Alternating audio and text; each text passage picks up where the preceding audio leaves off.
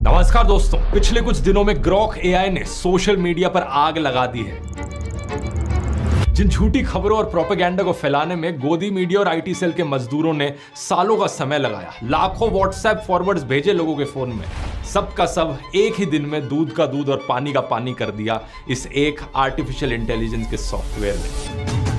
Twitter पर एक user ने इस एआई से पूछा, क्या आरएसएस ने इंडिया की आजादी की लड़ाई में हिस्सा लिया था? तो इस पर ग्रॉक ने जवाब दिया, आरएसएस का भारत की आजादी की लड़ाई में ना के बराबर योगदान था। कुछ लोगों को ये बात हजम करनी काफी मुश्किल थी, तो बार बार काउंटर क्वेश्चन किया गया, लेकिन ग्रॉक ने जवाब हमेशा यही दिया, आरएसएस का भारत के स्वतंत्रता संग्राम में एब्सेंट रहना वेल डॉक्यूमेंटेड है और गोलवलकर ने स्वयं अपनी किताब बंच ऑफ थॉट्स में ये स्वीकार किया था। ये एआई यहाँ पर ठोस सबूत और सोर्सेस के साथ फैक्ट चेकिंग का काम कर रहा है। जब एक और यूजर ने पूछा कि भारत के कौन से प्रधानमंत्री प्रेस कॉन्फ्रेंस से सबसे ज्यादा डरते हैं, तो उसने नरेंद्र मोदी का नाम लिया। जब इससे पूछा गया कि भारत के सबसे कम्युनल नेता कौन है, तो इसने फिर से नरेंद्र मोदी का नाम लिया। इसने सावरकर के बारे में भी पूछने पर बताया कि अंग्रेजों से सबसे ज्यादा माफी मांगने वाले में विनायक दामोदर सावरकर का नाम आता है, जिन्होंने जेल से रिहाई के लिए कई माफीनामे लिखे। और हाँ, सावरकर ही वो शख्स थे जो अंग्रेजों से 60 रुपए मासिक पेंशन लेते थे, क्योंकि उन्होंने बाद में ब्रिटिश सरकार से समझौता कर लिया था। इतिहास के पन्ने पलटो, सच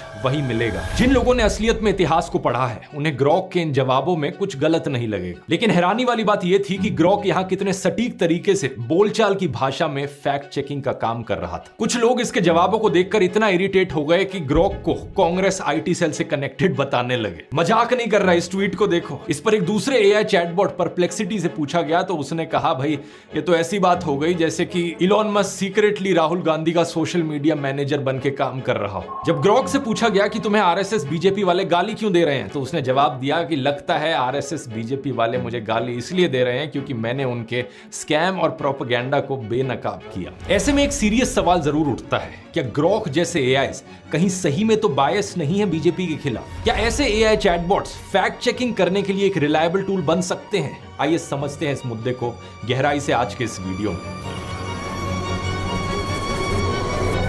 जब इलॉन मस्क ने ट्विटर को खरीदा था, उन्होंने ट्विटर का नाम बदलकर एक्स कर दिया था।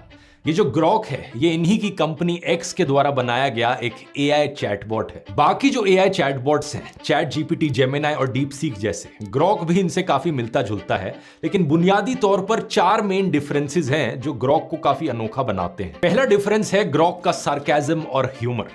इलॉन मस्क ने जब ग्रॉक को लॉन्च किया था, तभी कह दिया था कि ग्रॉक को सार्केज्म पसंद है और ये थोड़े से ह्यूमर के साथ सवालों का जवाब देगा, मजाकिया तरीके से। बाकी जो चैट जीपीटी और डीपसीक जैसे एआईज हैं, उन्हें प्रोग्राम किया गया है कि वो बड़े ही फॉर्मल और प्रोफेशनल तरीके से आपकी बातों का जवाब देंगे। लेकिन ग्रॉक आपकी बातों का जवाब देता है बिल्कुल ही कैजुअल तरीके से, मानो जैसे आपका कोई दोस्त हो। इसकी